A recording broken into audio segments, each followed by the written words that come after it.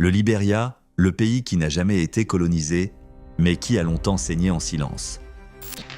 On nous a appris une histoire simple, trop simple.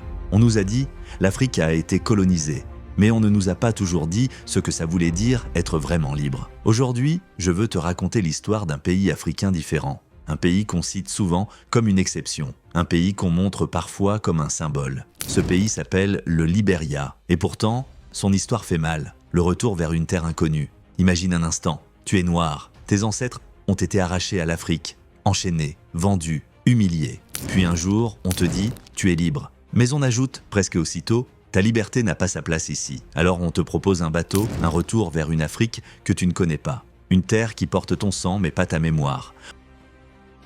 En 1822, ces hommes et ces femmes arrivent sur la côte ouest africaine. Fatigués, pleins d'espoir, pleins de blessures aussi. Ils pensent de rentrer chez eux.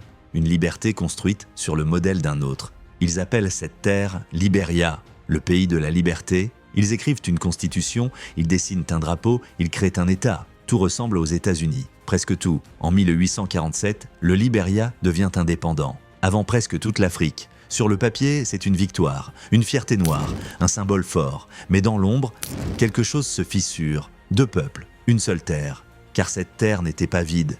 Il y avait déjà des peuples, des langues, des rois, des traditions, des histoires transmises par la voix et la terre. Mais ces peuples ne sont pas invités à la table du pouvoir. Les nouveaux dirigeants, les américano-libériens, gouvernent comme s'ils étaient arrivés en terrain conquis. Ils décident, ils commandent, ils possèdent. Les autres observent en silence. Une liberté qui ne touche pas tout le monde. Pendant plus d'un siècle, moins de 5% de la population contrôle tout. Les peuples autochtones ne votent pas, ne dirigent pas, ne choisissent de pas, ils sont étrangers sur leur propre terre. Dis-moi, est-ce ça la liberté? L'Europe regarde, mais n'entre pas. Pendant ce temps, l'Europe colonise l'Afrique. Les frontières sont découpées, les peuples sont divisés. Mais le Libéria reste debout, protégé par les États-Unis, reconnu par le monde, officiellement libre. Mais à l'intérieur, la douleur grandit.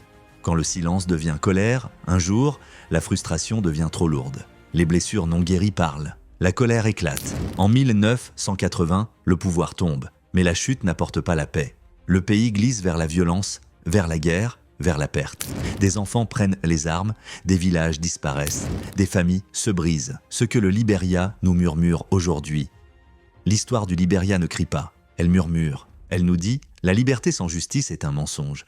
L'indépendance sans égalité est une illusion. Le Libéria n'a jamais été colonisé par l'Europe. Mais il nous rappelle que l'oppression peut aussi venir de ceux qui nous ressemblent. Être libre, ce n'est pas seulement éviter les chaînes venues de l'extérieur. Être libre, c'est regarder son frère comme son égal. Et tant que cette vérité n'est pas respectée, aucun pays, aucun peuple n'est vraiment libre. Le Libéria n'a jamais été colonisé, mais il nous enseigne que la liberté sans justice peut faire plus de dégâts que la colonisation elle-même.